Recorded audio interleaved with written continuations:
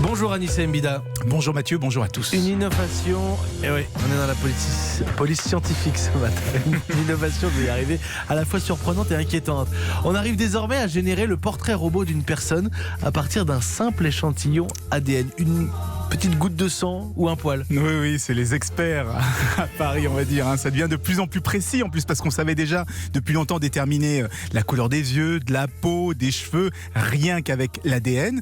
Plus récemment, on a commencé à déduire la forme du visage, du menton, des oreilles, mais ça restait encore très limité. Au mieux, ça permettait d'éliminer certains suspects, mais on n'avait pas vraiment d'image précise du visage. Et bien désormais, on va beaucoup plus loin.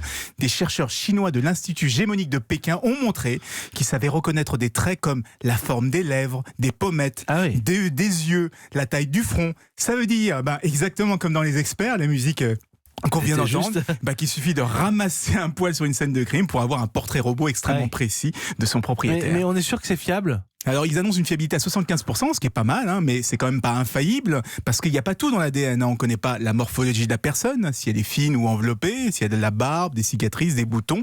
Donc, ça peut mettre des enquêteurs sur la voie, mais ça ne suffira jamais pour mettre quelqu'un en prison.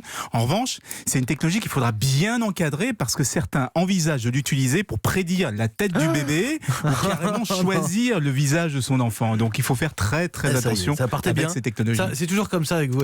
Ça part bien, puis après, ça y est, on commence à voir les dérives qui pourraient c'est comme les couteaux, c'est très bon pour étaler le beurre, mais ça peut tuer quelqu'un.